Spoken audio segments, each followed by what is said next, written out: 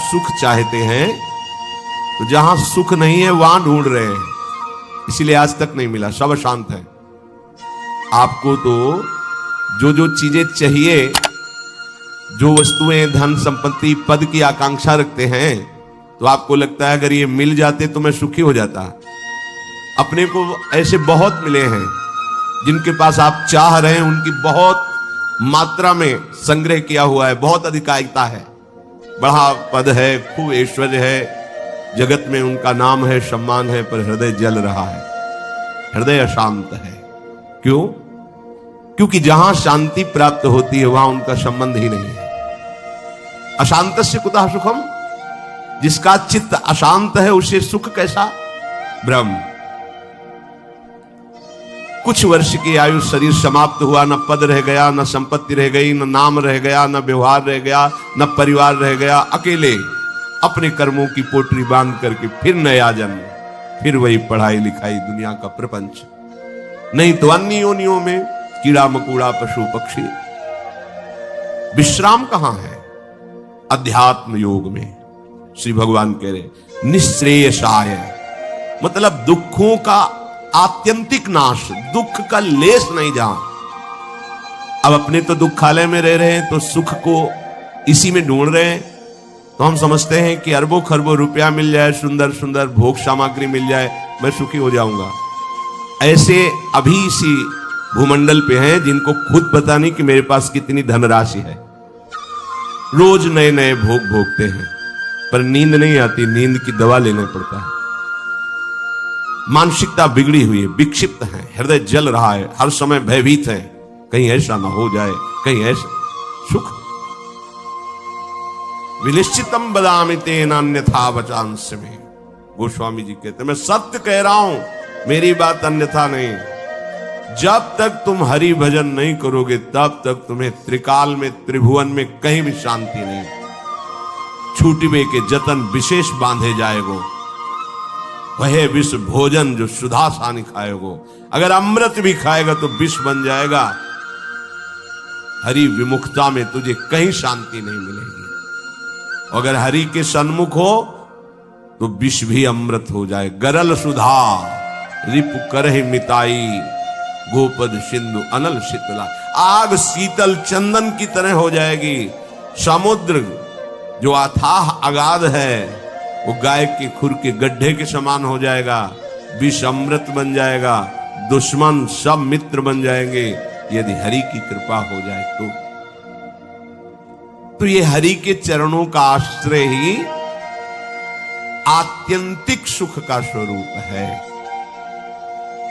ये कैसे प्राप्त होता है? तो श्री भगवान कहते हैं कि मन ही बंधन और मोक्ष का कारण है।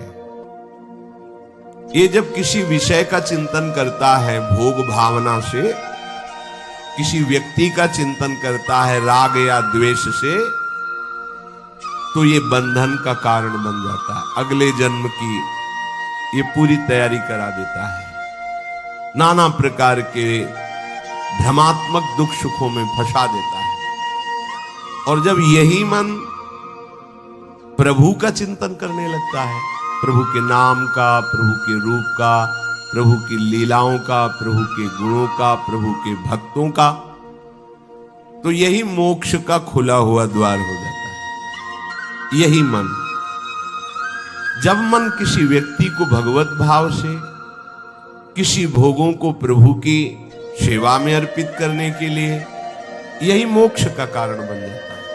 और जब किसी भोगों को स्वयं भोगने के लिए और किसी व्यक्ति को राग द्वेष से, यही बंधन का कारण स्पष्ट। इसीलिए भगवान बहुत जोर देते हैं अनन्य चिंतन पर। तुम्हारा चिंतन भगवत भाव से निरंतर चलता रहे तो जितनी श्वासें हैं वो प्रभु को अर्पित कर देने का फल होगा, प्रभु के समीप पहुंच जाना। ये तो बहुत कठिन है। मन को संसार के चिंतन से हटा करके प्रभु के चिंतन में लगाना है तो बहुत कठिन है, क्योंकि हमारी आसक्ति हो गई है शरीर में, शरीर संबंधियों में, भोगों में, पद प्रतिष्ठा में। बड़ा सुख लगता है, जब हमारा यश, हमारी प्रतिष्ठा, हमारा मान, हमारा ऐश्वर्य, हमारा संबंध ये बहुतायत में दिखाई देता है तो अहंकार को बड़ा सुख मिलता है। यही दुख में फंसने का मूल कारण है और संसार में यही उद्देश्य रखा जाता है। देखो ना भ्रम, जो हमारे दुख का मूल कारण है वही हम उद्देश्य लिए घूम रहे हैं, तो सुख कैसे मिलेगा? धतूरा बोओगे तो विषय खाने को मिलेगा ना, अमृत तो नहीं मिल जाएगा। अगर धतूरे में एक जीवन नष्ट करने की सामर्थ्य है तो मान, प्रतिष्ठा, प्रशंसा, भोग, भावना ये कई जन्म नष्ट करने की सामर्थ्य रखता है। बुद्धि हमारी भ्रमित है, इसलिए हम समझ नहीं पा रहे।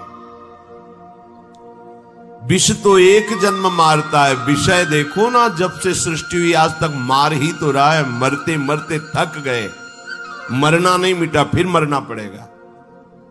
अरे अब तो ऐसा मरो कि अब जन्मना न पड़े, मृत्यु महोत्सव हो जाए।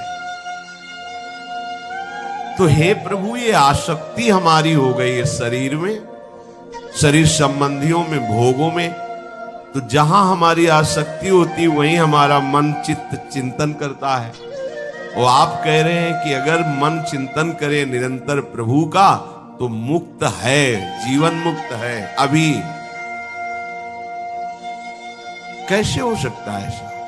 तो श्री भगवान ने कहा, प्रसंगमजरम पाशमात्मनः कवयो विदुः स एव साधु सुकृतो मोक्ष द्वारमपावृतम्।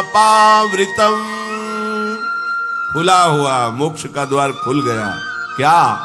जो तुम्हारी शरीर में आसक्ति है, शरीर के रिश्ते नाते संबंधियों में आसक्ति है, भोगों में आसक्ति है, वही नरक का खुला हुआ द्वार है। कैसे? त्रिविधम नरकस्येदम द्वारम नाशन मात्मनः कामः क्रोधा तथा लोभा तस्मादेत्रयम् त्यजेत्। जब तुम शरीर भाव से होते हो तभी तुम्हें काम वेदना सताती है। काम में बाधा पड़ने पर क्रोध का जागरण होता है, क्रोध ही नाश का स्वरूप बन जाता है। क्रोध हमारी स्मृति का नाश करता है, स्मृति से बुद्धि नष्ट हो जाती, बुद्धि नाश ही सर्वनाश हो जाता है। काम, क्रोध और लोभ ये नरक के खुले हुए द्वार है। अगर यही आसक्ति प्रभु के प्रेमी महात्मा के चरणों में हो जाए तो कह रहे हैं मोक्ष द्वारम अपावृतम, खुल गया मोक्ष का द्वार। अब बस केवल प्रवेश करना है, अर्थात उनकी आज्ञा का पालन करना है।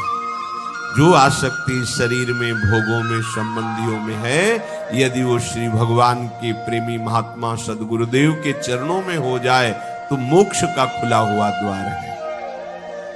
अजात शत्रुः, अगर एक भी व्यक्ति के प्रति शत्रु भाव रहेगा तो यहां लौट के आना पड़ेगा। एक भी व्यक्ति से आसक्ति हो गई तो लौट के आना पड़ेगा। मृग के बच्चे से हुई मृग बन गए, पुरंजनी से हुई पुरंजनी बन गए। हमारी ऐसी भगवत भावना बढ़े कि पूरी सृष्टि में कोई एक भी शत्रु ना हो। जो तुमसे द्वेष करे उसको प्रणाम करो। यदि भगवत प्राप्ति के मार्ग में बढ़ रहे हो, जो तुमसे ना बोले उससे तुम कभी भी रूठो मत। सामने पड़े तो राधे राधे श्री हरि। कभी ऐसा नहीं कि ये तो दुष्ट है मैं गाली देता, नहीं नहीं, हमारा प्रभु ही हमारे हृदय को मजबूत करने के लिए ऐसा स्वांग रच रहा है। सच्ची मानना, भगवान अपने भक्त को समर्थ बनाने के लिए लीला करते हैं, वही है, कोई दुष्ट नहीं है। किसकी सामर्थ्य है कि प्रभु के पार्षद को गाली दे दे, प्रभु के पार्षद को पीट दे, प्रभु के पार्षद की अवहेलना कर दे? ये भगवान इसीलिए करवाते हैं कि तुम समर्थ बनो, द्वंद्वों को परास्त करो, ना कि द्वंद्वों से परास्त हो जाओ। तुम मेरे सेवक कहलाकर द्वंद्वों से परास्त हो जाओगे तो ठीक नहीं है। ए भगवान का भक्त, जरा सी बात में देखो विकल हो, नहीं, कोई भी भगवान का प्रेमी महात्मा ऐसा चरित्र नहीं पाया गया कि कभी किसी भी परिस्थिति में व्यथित हो गया है। नहीं, यम ही न व्यथ्यन्ते ते पुरुषम पुरुषर्षभ सम दुखा सुखाधीरम स्वमृतत्वाय कल्पते। जो सुख दुख में समान किसी भी परिस्थिति में हृदय व्यथित नहीं हुआ, हर समय राधा राधा राधा परम पद उसके चरणों में लौटता है, वही परम पद का अधिकारी है। अजात शत्रवहा, तुम्हारा कोई एक भी शत्रु नहीं होना चाहिए, क्योंकि भगवान कहते संतों का एक भी शत्रु नहीं होता। अपना मन ही शत्रु है, कोई और बाहर शत्रु नहीं।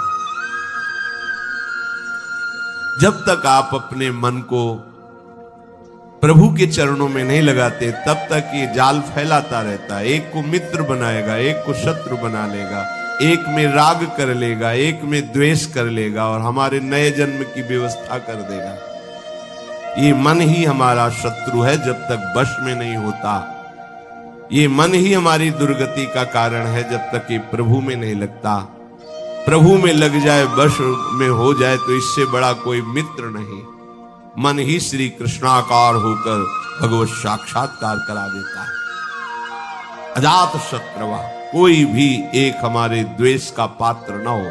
अद्वेष्टा सर्वभूतानाम, समस्त भूतों में द्वेष रहित, दोष बुद्धि